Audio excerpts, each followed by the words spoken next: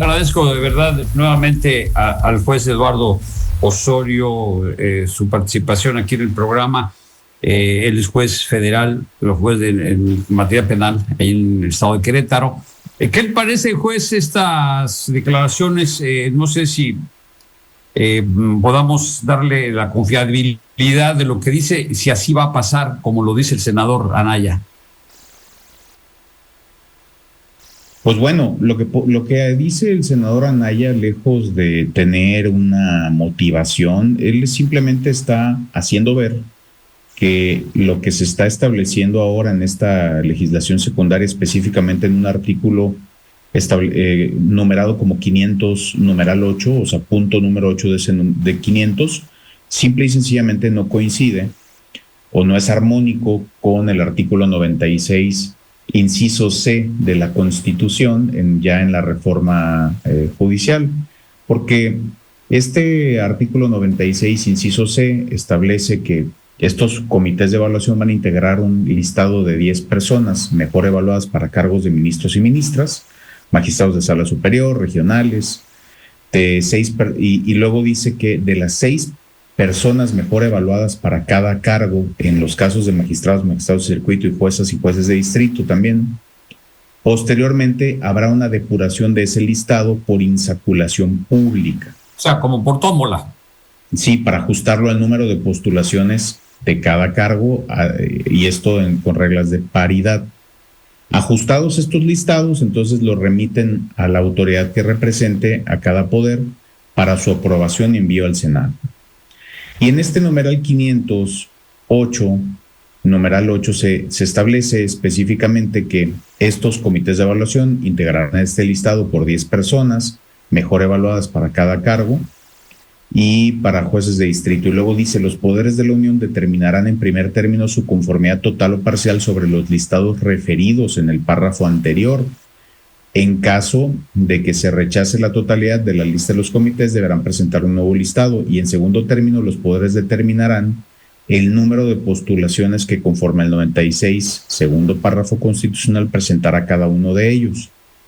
Este artículo 500, numeral 8, en la parte que se destaca o que él discute en esta comisión, es que se cambia el proceso que de por sí no era transparente ya el establecido en la Constitución, y ahora se establece una posibilidad de veto.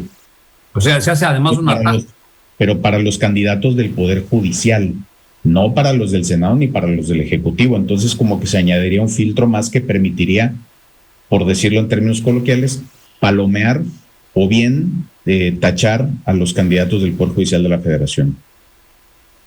Híjole, y además el número de candidatos, de posibles candidatos, es verdaderamente enorme, lo que pues se antoja pues un abstencionismo brutal. Y aquí la pregunta sería, ¿no se ha considerado que si hay un abstencionismo de X porcentaje, se da por buena o no una votación, o esto nada tiene que ver?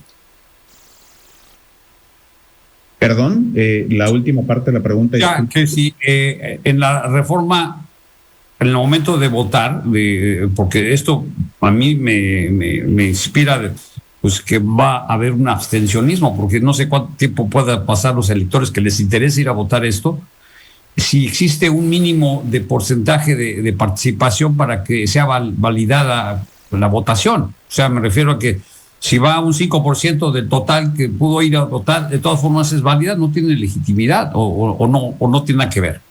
Aparentemente eso no va a importar, aparentemente pues quedarán las personas que sean votadas por, y como no va a haber campañas como las hay en lo político, en las que sabemos que ni siquiera el 50% de la población vota, pues mucho menos va a haber este porcentaje importante de votación por parte de ciudadanos. Pues a mí la pregunta que ya en alguna otra ocasión también le hacía, esto ya es definitivo, es decir, ya estamos en una crisis constitucional evidente desde hace meses, desde que hubo amparos que fueron desoídos y que me acuerdo de esta frase tan fatídica de pues no me vengan con que la ley es la ley, porque pues ahora parece que lo que digan los jueces pues no necesariamente se tiene que cumplir y está más bien al contentillo de los otros poderes, ¿no? Esto ya ha venido sucediendo y ahora para el tema de la reforma, pues no fue la excepción. Si no mal recuerdo, ya son 3 o incluso 4 suspensiones las que están han sido emitidas y totalmente desoídas. Ahí hay un desacato, tendría que haber un proceso de sanción, destitución, etcétera, que cae en manos otra vez del régimen. Y entonces esto, insisto, en su carácter ya de crisis constitucional, ¿cómo nos deja a la población en términos de indefensión? Pues en una anarquía, en un lugar donde no tenemos certidumbre jurídica. La verdad es que pues esto se inscribe dentro de una serie de acciones que hemos venido viendo a lo largo del sexenio. Recuerden ustedes, y ahí está para publicado pues todo esto, con esto que comentan ustedes, que si la ley es la ley o no. Recuerden cuando renuncia el primer secretario de Economía y él hace públicas las razones y dice pues que sus argumentos no eran oídos, que no se entendía que había que pasar por procedimientos y que simplemente sus oposiciones eran calificadas como conservadurismo. Posteriormente, Jaime Cárdenas, un académico importante, pero pues con cierta ideología afín a la 4T, estuvo trabajando ahí y también una entrevista de Proceso publicó las razones por las cuales renunció y también tenían que ver con que pues el señor expresidente de la República no entendía que había procesos. Y la Hacienda, también Ursúa, ¿no? Que se hicieran las cosas sin estos procesos, le dijeron que no era posible y bueno, pues él no podía trabajar de esa manera y renunció. Bueno, el encono crece si vemos esa entrevista del ministro Juan Luis González, que dice, él explica muy bien ahí que cuando no se aprobó o se declaró inconstitucional la reforma de la industria eléctrica y posteriormente la de la Guardia Nacional, pues también se molestó, pero es que el diseño constitucional no lo sostenía y él explica, bueno, es que si se cambia la Constitución sí, pero en ese momento no tenían los votos para cambiarlo. Entonces, es un rasgo del sexenio que acaba de terminar, ojalá y sea un rasgo que no se mantenga, pero mire, cada quien tenemos una función y esa función está aquí también para quienes nos están oyendo en este programa de radio.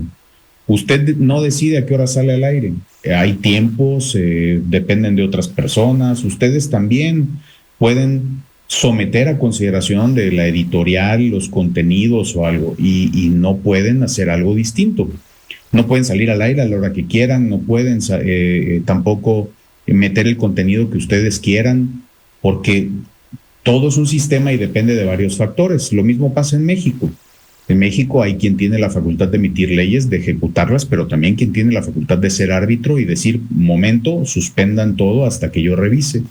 Y lo que está pasando en México es que al árbitro no se le está escuchando, el árbitro pita y los jugadores siguen jugando. Entonces, imagínense en un campo de fútbol, de béisbol, en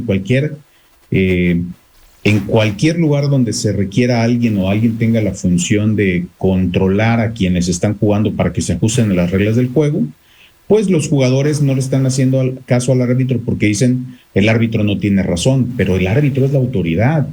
En este caso están diciendo no acatamos las suspensiones porque ya está en la Constitución, porque son ilegales las constituciones, pero no corresponde calificarlo así. Imaginemos el mensaje de certidumbre que se manda, donde mañana, por ejemplo, una empresa se le expropie un bien y el Poder Judicial diga no expropies ese bien o no lo ejecutes mientras yo resuelvo. No hago caso porque es ilegal. Entonces caeríamos en un país donde dejaríamos de ser una democracia, una república. Y por esto creo que es grave, porque la señora presidenta Claudia Sheinbaum no va a ser la primera presidenta de México, del país que conocemos, sino de un nuevo país con un nuevo régimen establecido en la Constitución, que no es la República Democrática que se construyó en 1917. Así que estamos en tiempos muy difíciles de crisis constitucional por todo lo que se dio en el diseño de la Constitución y porque ahorita, por decirlo en la analogía, estamos en un partido donde nadie escucha al árbitro y donde los jugadores se pitorrean del árbitro denostan al árbitro, dicen que es un corrupto, dicen que es de lo peor, pero pues tiene que haber árbitro y además se está poniendo bajo ese tamiz cualquier cosa que haga el árbitro, aunque objetivamente no haya pruebas de que así esté sucediendo. Sí, y esto obviamente tiene repercusiones financieras porque pues el TEMEC, pues los que tienen interés en invertir en México, pues van a hacer, si es que lo hacen, van a tener pues bastante desconfianza porque donde no puedan ellos alegarle al árbitro, no hay árbitro, pues el riesgo de su inversión es muy alto. Y de hecho ha habido pronunciamientos a nivel internacional, los cuales tampoco han sido oídos. O sea, está como que muy incierta pues la situación en general para el futuro cercano. Justo, quería decir algo. Sí, quería hacer un comentario acerca de algo que acaba de suceder en estos días, esta misma semana, aprovechando que tenemos un juez penal, de esta persona que para vengarse de un asaltante le avienta el coche, lo prensa y lo mata, y pues a todas luces en un exceso de defensa propia, ¿no? Y que sale libre porque así como Barrabás, ¿no? Cuando Poncio Pilatos pregunta a la muchedumbre que pues a quién quieren soltar y se lavan las manos, pues un poco así, ante la incapacidad de proteger a la población de los asaltos y demás delitos, pues un ciudadano se hace justicia por propia mano y este sistema de procuración de justicia pues lo avala. No sé si tenía algún comentario al respecto, si está al tanto de este, pues yo diría que es un escándalo. Hay expresiones de este tipo desde hace muchos años también a nivel nacional. Otro caso como el que usted comenta, esta policía comunitaria que acaba de linchar y quemar a 2 personas también en un poblado de Puebla, si no me equivoco, fue. Entonces, a ver, esto refleja algo. Tenemos que hacer un análisis sobre esto. La sociedad tiene un encono, la sociedad está lastimada, la sociedad no quiere más vivir en inseguridad y es entendible. Pero también manda un mensaje de que la sociedad no confía en sus autoridades y precisamente por eso está prefiriendo volver a aquello que había antes de que existieran autoridades de procuración de justicia, que era la ley del talión, ojo por ojo, diente por diente, y donde me hago justicia por mi propia mano. Entonces, esto nos debe invitar a todos a reflexionar y hacer un análisis primero de cómo está funcionando todo lo que ya tenemos a nivel nacional en cuanto a seguridad pública, procuración de justicia y administración de justicia. Y posteriormente, después de que veamos si incluso nuestros actos están ajustados a toda esa legislación, porque ha habido reformas ya que no estamos aplicando, que no se están viviendo, no estamos aplicando esas leyes, estamos actuando como antes de las reformas.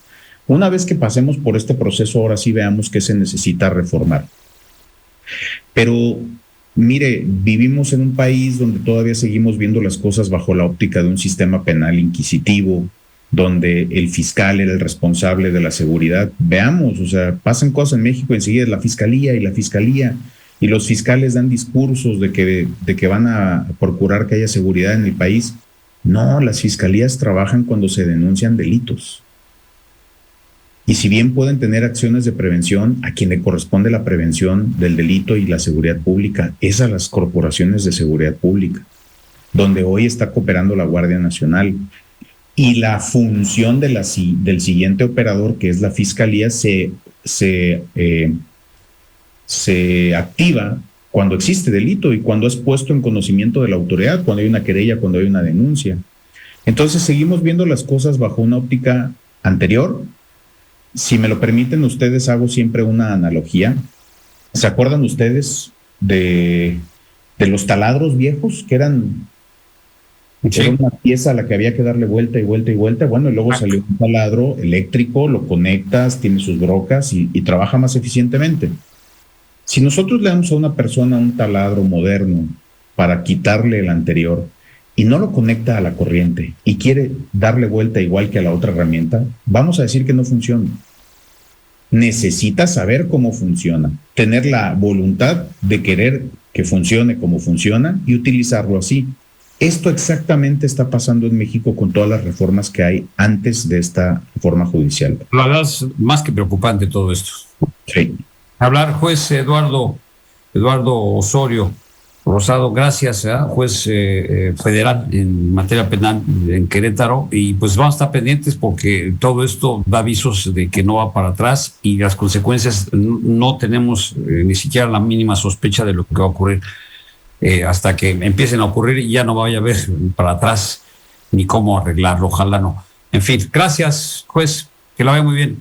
Al contrario, el agradecido soy yo. Nos vemos pronto. Muchas gracias.